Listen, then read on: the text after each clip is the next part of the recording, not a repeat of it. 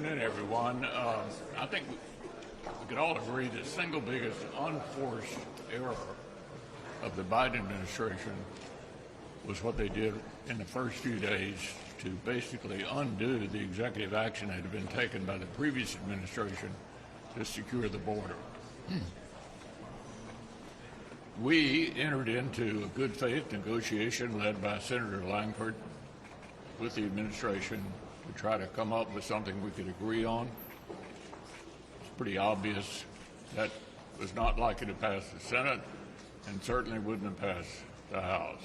So what the president is left with is what he can do on his own. And he ought to do everything he can do on his own. Legislation, I've been around a while, as you all know. It's been very difficult to legislate in this area the whole time I've been here. So the president needs to step up to it, do everything he can do on his own, because legislation obviously is not going to clear this year.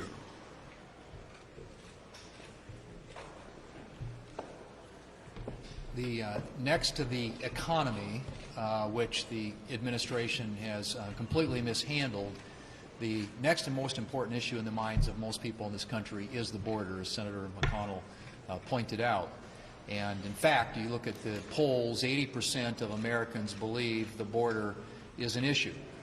And more than 50% of Americans believe it is a major issue. Senate Republicans happen to agree on that, which is why we've been urging the Biden administration to take the actions that are necessary to get operational control of the border, and they can consistently fail in that regard. This is an example of just the got-away. So you hear us talk about numbers like those apprehended. That number is 7.5 million or so. There have been, since President Biden took office, about 1.8 million gotaways. And this is just, look at this. I mean, this is when he takes office. You get 2021, 2, 3, and you know, we've got a long ways to go this year yet. But this is the way that the gotaways have increased. Now, these are known gotaways, meaning that they were observed, they couldn't catch them. There are also unknown gotaways. The number could be significantly higher.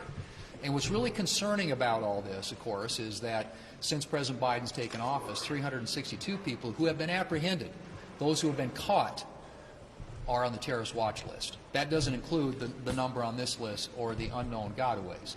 So Republicans have tried consistently, repeatedly, to get the Democrats to focus on it. We twice had votes on H.R. 2, which is a bill that passed the House of Representatives. The Democrats defeated it, voted against it. They have blocked legislation like Senator Blackburn's bill that basically would have said that law enforcement officials, state and local law enforcement officials, can detain criminals, illegal criminals, until they can be deported. There was a Budd bill that would have made attacking a law enforcement officer a deportable offense. The Democrats blocked that. They blocked a bill by Senator Hagerty, if you can imagine this, that would make it a requirement that to be counted in the census, you actually have to be a citizen of the country. They blocked that legislation. So Republicans have tried repeatedly to get Democrats to focus on this on the floor, and they have not. So where we are right now, obviously, is this has become a political liability, a political vulnerability for the Democrats. I wish they were focused on this issue because they think it's a national security issue. The reason all of a sudden they're interested in doing something, or at least appearing to be doing something, is because they know they've got a big political vulnerability on this. This can be solved very simply. This President Biden, can reverse all the policies that he implemented the day he took office, which is what has led to this massive, massive problem at our southern border. And we still encourage him to do that. But all the charades and political theater the Democrats are trying to adopt on the Senate floor to protect incumbents that they are worried, they know are on the wrong side of this issue, isn't going to change the way things are at our southern border.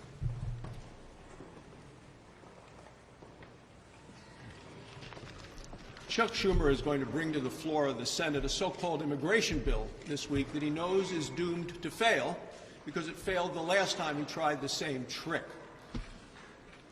Democrats are desperately trying to deflect the blame for the damage that's been caused to our country as a result of our wide-open southern border.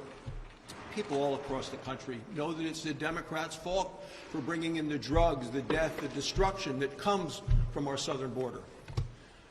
When Joe Biden took that first step into the White House as president, our southern border was secure. He threw open the border along with the Democrats, and 10 million illegal immigrants invaded our country. People on the criminal watch list, cartel criminals, drug dealers, people from all parts of the world came across our southern border.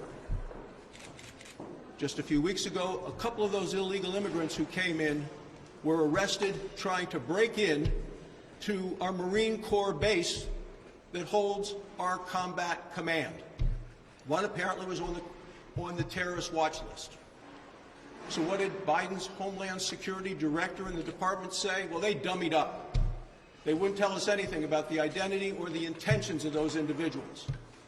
What they said is that the privacy of those illegal immigrants outweighed the right of public interest. They said minimal public interest. Well, look, Republicans continue to fight for the public interest, for public safety.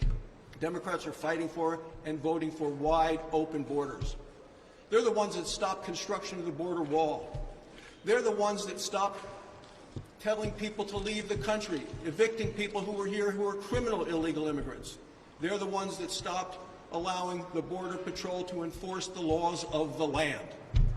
So Chuck Schumer is going to be in here trying to throw a Hail Mary pass to save his vulnerable Democrats. The election is just a few months away. The American people will have an opportunity at that time to hold accountable Joe Biden and these open border Democrats.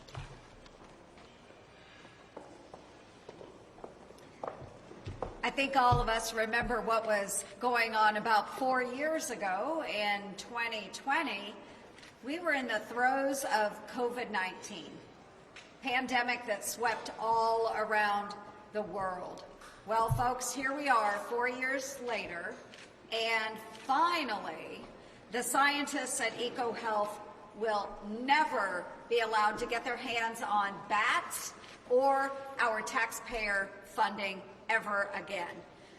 For years, folks, I've been working very hard to protect Americans from funding EcoHealth's dangerous experiments at Chinese labs, including the Wuhan Institute of Virology, and the same work that they are doing now right here on American soil. So yeah, EcoHealth Alliance working right here in the U.S. doing the same thing they were doing at Chinese labs.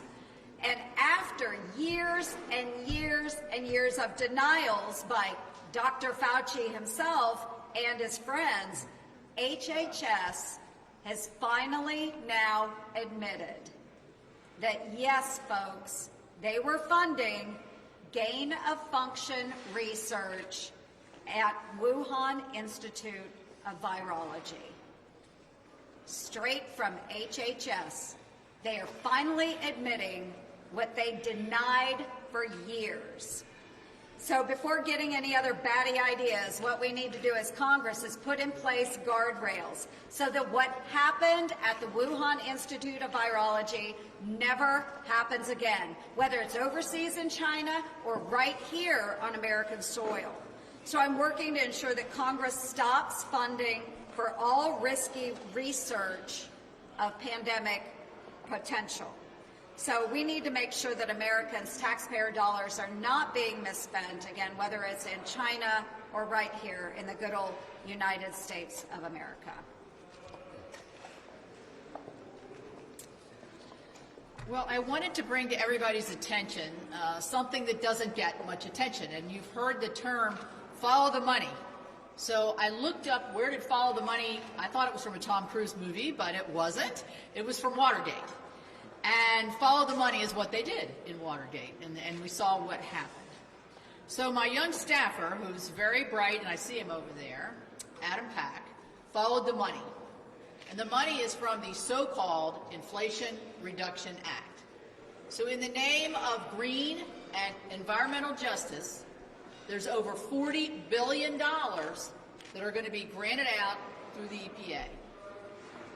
So, with this great research that was done, what was discovered that in December, the EPA granted $50 million to an organization called Climate Justice Alliance. So we went to the website of Climate Justice Alliance. This is what we found on the website, that our taxpayer dollars are going to organizations such as this. This, at the bottom, is a picture of the bulldozer that went through the fence when Hamas attacked Israel on October the 7th. They have a rendering on their website. It says decolonize Palestine, and it has a picture of that same bulldozer going through that fence. If you dig deeper, they want to defund the police, defund the military, either them or their affiliates want to have very radical, drastic initiatives that I think are anti-American. And they're certainly anti-Israel and anti-Semitic. So the Biden administration doesn't seem to care. $50 million in December. Who knows how much more in the future, and other like groups, because there are other associated groups with this group. There's no inspector general for EPA to follow the money because they don't care. Because all they care about is the mission, the climate mission, no matter what the radical ideas that are associated with the groups. So then you could ask yourself, is this group really going to be funding climate, cleaning up the water and cleaning up the soil and cleaning up the air? Or are they going to be funding things like the protests they had in Hart just several weeks ago, where several of them were arrested? So follow the money. We're going to be doing that in the Environment and Public Works Committee. That's where the derivation of this was. And I find it rather startling to me that the EPA is not doing, and the administration are not doing any better research as to where our American taxpayer dollars are going.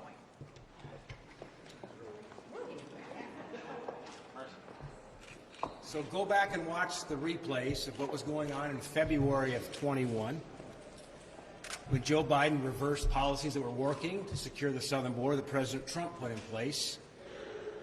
And now, 3.5 years later, we've seen the Senate Democrats doing nothing to try to solve the border crisis that we have. They've done nothing to stop illegals who are flooding into the country, those on the FBI terror watch list. They've allowed over 9 million illegal crossings up the southern border, but now they've seen the light, or maybe they've seen the polls. Senate Dems' border crisis has become a political crisis, and now they're looking to Chuck Schumer to bail them out.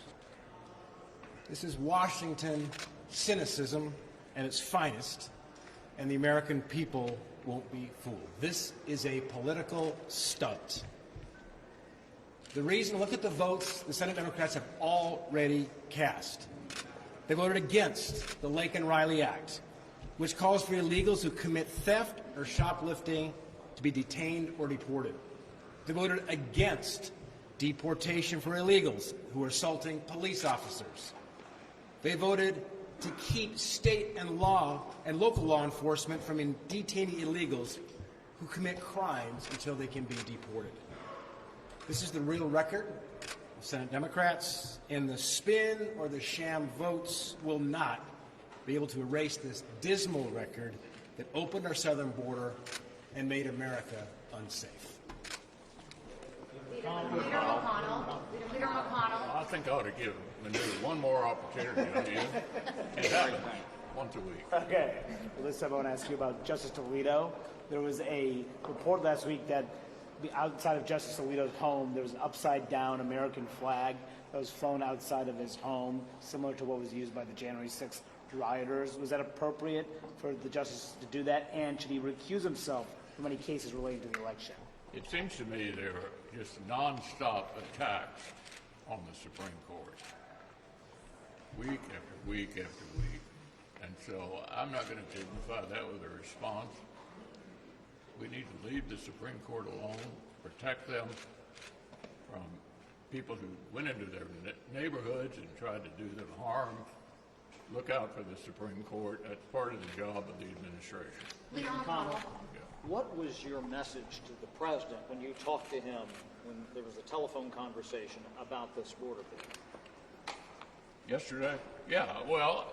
Have you talked to him in addition, or is that the only call? Well, the president called the speaker, and he also called me about the subject that we've all been talking about, which is the border.